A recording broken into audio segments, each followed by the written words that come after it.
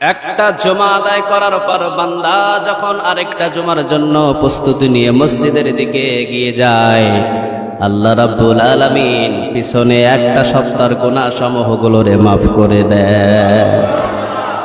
মানে গত জুমা থেকে এই জুমা, গত জুমাতে সালাত আদায় করে আপনি বাহিরে হয়েছেন, আজকের জুমা প্রস্তুতি নিয়ে যখন আপনি জুমার সালাত আদায়ের জন্য মসজিদের দিকে ধাপিত হলেন, আল্লাহ রাব্বুল আলামিন ফেরেশতাদেরকে ডাক দিয়ে বলেন, যাও একটা সপ্তাহের যত গুনাহ আমার বান্দার ছিল সমস্ত গুনাহগুলোরে মাফ করে দাও। আবার এক জুমা আরেকটা জুমা, মাঝখানে এক সপ্তাহের গুনাহ মাফ। আবার বিশ্বনবীজি বলেন, ফজরের সালাত আদায় করার পর জোহরের সালাত পর্যন্ত দীর্ঘ সময় যতটুকু ফাঁক আছে এতটুকু সময় বান্দা আমি আল্লাহ রাব্বুল আলামিন খুশি হয়ে ফজরের সালাত আদায়ের পর যখন আবার জোহরের সালাতে দাঁড়িয়ে যায়, মাঝখানের গুনাহগুলোকে আমি আল্লাহ মাফ করে দিই। আবার জোহর থেকে আসরের সালাতে 2 থেকে 2.5 ঘন্টার ব্যবধান, ঠিক কিনা? এই 2 থেকে 2.5 ঘন্টার ভিতরে বান্দার যদি বান্দার কোনো গুনাহ হয়ে যায়, তাহলে জোহরের সালাত থেকে আসরের সালাত পর্যন্ত যতগুলো ফাঁক টাইম আছে এই ফাঁকের ভিতরে যতগুলো গুনাহ হয় আমি আল্লাহ রাব্বুল আলামিন আসরের সালাত আদায় করার সাথে সাথে মাঝখানের গুনাহগুলোরেও মাফ করে দিই। এই জন্য এক সালাতের পর আরেক সালাতের অপেক্ষা করতে হবে, এটা হলো মুমিনের লক্ষণ, ঠিক কিনা? আমরা নামাজ আদায় করে আল্লাহর দরবারে যেতে চাই, এক ওয়াক্ত নামাজ আমরা কাজা করব না, কারণ এখনো মসজিদের দরজা খোলা আছে, এখনই সময় আল্লাহকে ডাকা, ঠিক কিনা? মসজিদের দরজা বন্ধ হয়ে গেলে ডাকতে চাইলেও আর একত্রিত হয়ে ডাকা যাবে। এই জন্য আল্লাহর কাছে দোয়া করি, আল্লাহ আমাদের প্রত্যেককে সুস্থতা তুমি দান করে আল্লাহ মসজিদের সাথে কলিজাটারে তুমি বাঁধা দাও। আওয়াজ দিয়ে বলা যায় না আমিন? এই জন্য এক জুমা থেকে আরেকটা জুমা পর্যন্ত যে আমরা সুস্থতা, আর এক জুমা থেকে আরেকটা জুমায় যে আমরা উপস্থিত হতে পেরেছি, এই জন্য আল্লাহর শুকর আদায় করে আমরা শেষ করতে পারবো? কথা বলেন না কেন? করা যাবে? যাবে। আর এই মহামারীর সময় আজকে আরেকটা আমল শিখিয়ে দিই। সেই আমলটা হলো আজকে জুমার সালাতের পর যাদের মা যাদের বাবা দুনিয়া থেকে চিরতরের জন্য বিদায় হয়ে গেছেন, তাদের কবরের পাশে ক্ষণিকের জন্য দাঁড়িয়ে তাদের জন্য কি একটু দোয়া করা যায় না? যাবে? যাবে। বিশ্বনবীজি বললেন, প্রতিদিন মার বাবার কবরের পাশে গিয়ে দোয়া করো। সাহাবীরা বললেন, প্রতিদিন যদি না পারি তাহলে কি করব?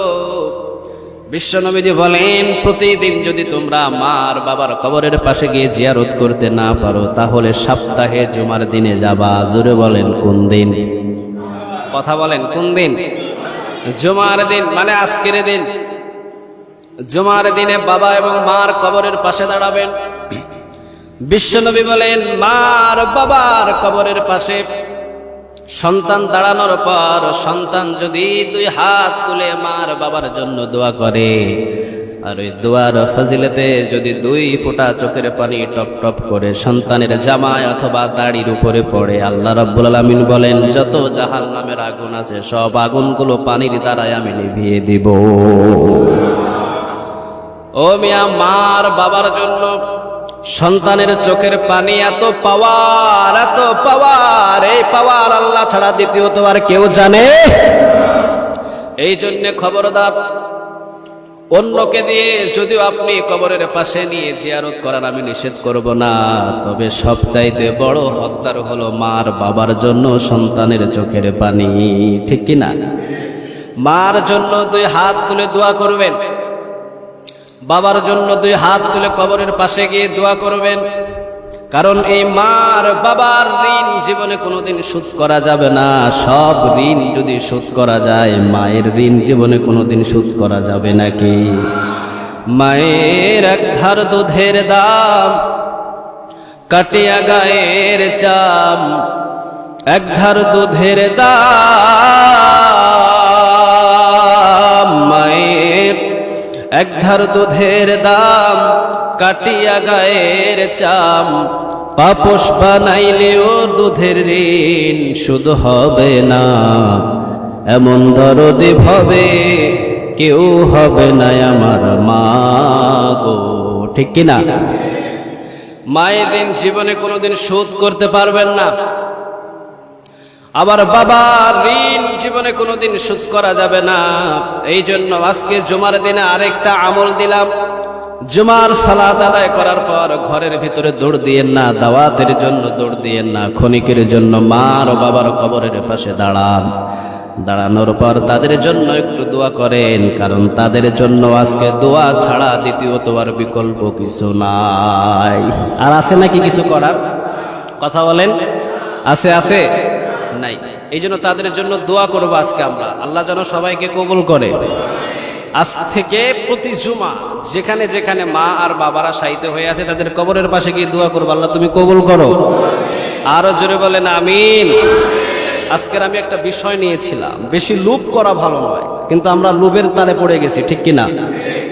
এই যে করোনা ভাইরাস, এই করোনা ভাইরাসের জন্য সরকার লক্ষ লক্ষ কোটি কোটি টাকা দান করলো, কিন্তু যাদের হাতে এসে পড়লো কেউ দিয়েছে কেউ খাইছে। ঠিক কিনা?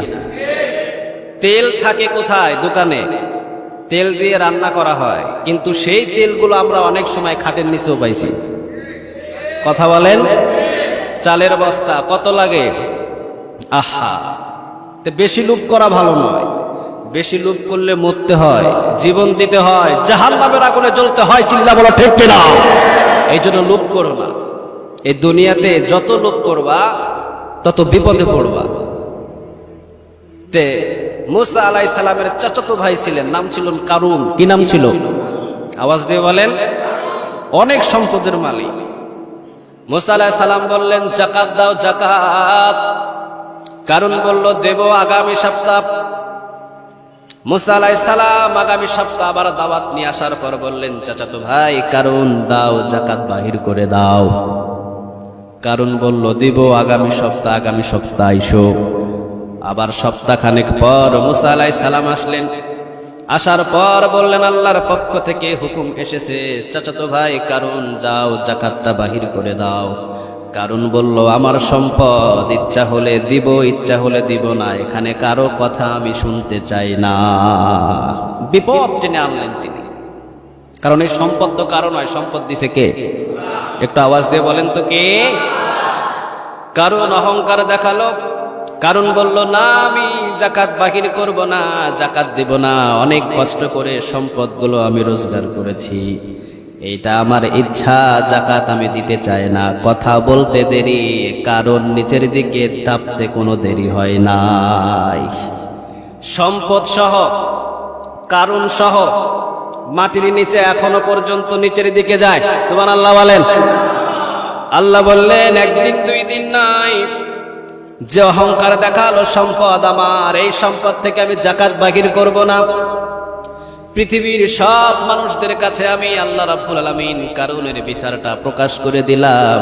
সম্পদ কারণ নয়, সম্পদের মালিক একজন, তিনি কে? কারণকে শুধু আমি একদিন নিচের দিকে দাবাই নাই, 2 দিন দাবাই নাই, 3 দিন দাবাই নাই।